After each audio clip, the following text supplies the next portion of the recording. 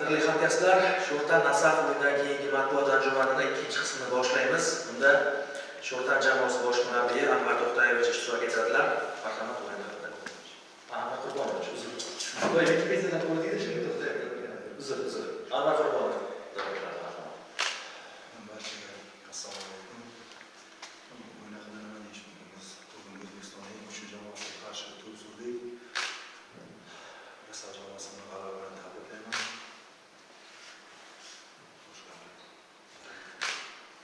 Savol bo'lsa. Sho'rtan jamoasi oldida qo'yilgan vazifa qanday? Endi vazifa har bir o'yinga faqat g'alaba uchun to'p surish. Xabarlarga ko'ra, o'yindan Superligaga qo'lga kiritdik. Bilamiz, bizga juda qiyin bo'lishini, lekin shunga qaramasdan harakat qilamiz.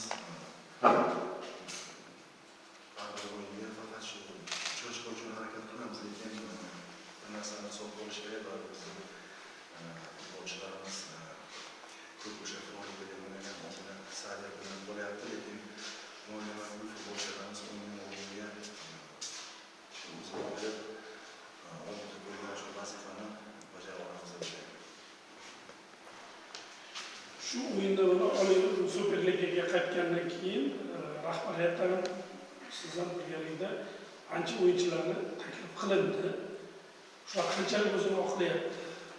O'yingiz to'layaptimi? Endi biz imkon darajasida o'zimizda shu nima deydi, vaziyatimizdan kelib chiqib futbolchilarni taklif qildik. Baribir xohimizmi yo'qmi, Superligada futbolchilar mahorat bo'yicha o'sha o'yinlarda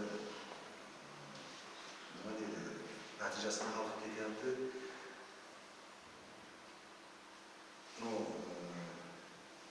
O'zimiz olgan futbolchilarga men ishonaman, endi o'zimizni oldimizga qo'ygan vazifa bugun baribir daraja bilan qoldi. Masalan, Nasaf jamoasi ularda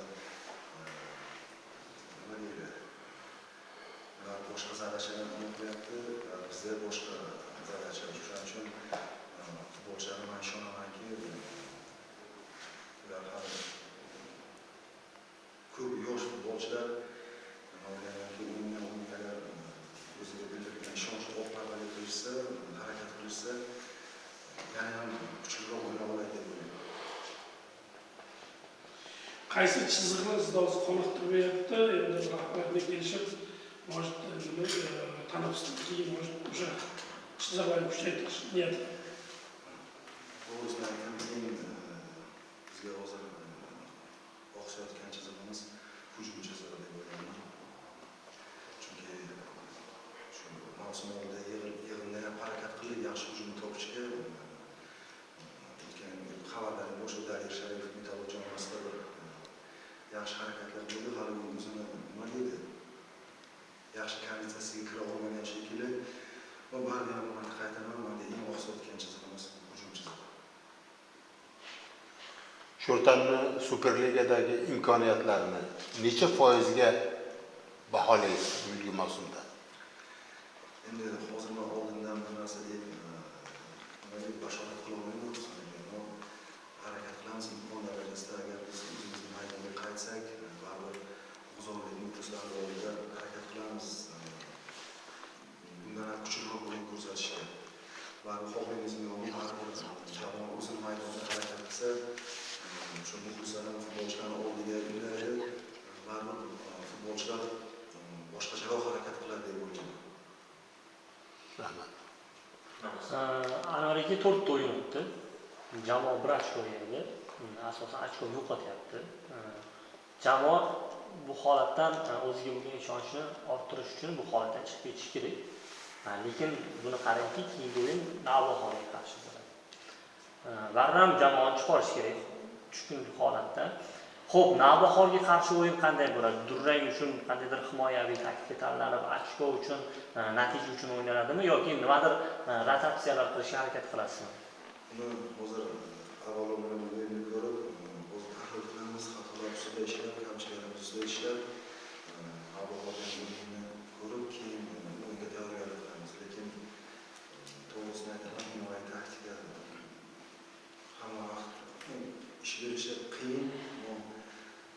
Hamma hujumkor o'yin tarafdoriman, lekin qachonki sizda hujum chiziqdagi futbolchilaringiz vaziyatlarni golga aylantirib olmasa, bu juda qiyin. Hamma vaqt nima deydi?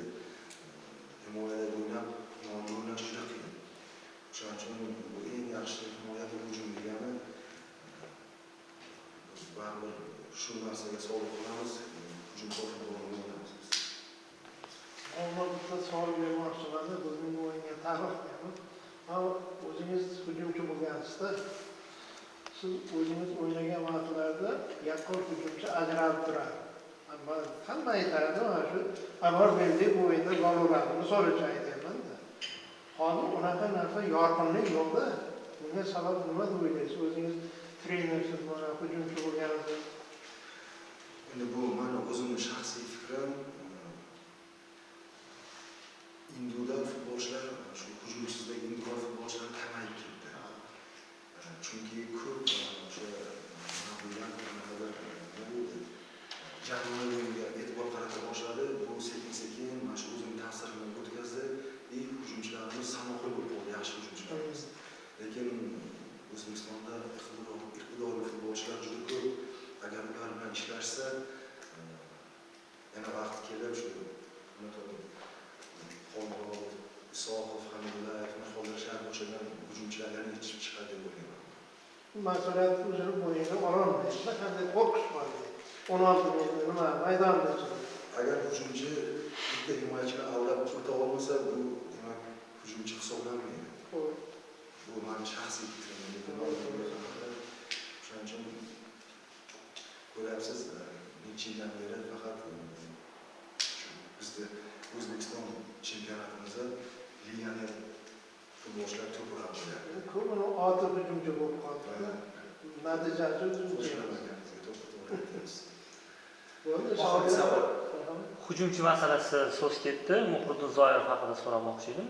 Muhriddin Zoirov jamoa bilan Superligaga chiqdi. Hujumchini jamoadan ketishi va uni o'rnini hozir qanday to'ldirish haqida qanday bosh qotiryapsiz?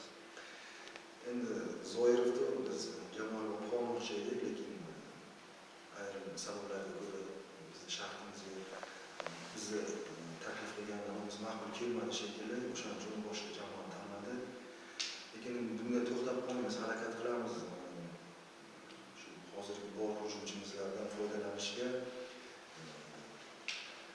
boshqa hozir nima deydi? Birinchi vaqtda yo'lcha boshqa imkoniyatimiz yo'q biz. Rahmat, sog' bo'linglar. Omad keng o'ynagan.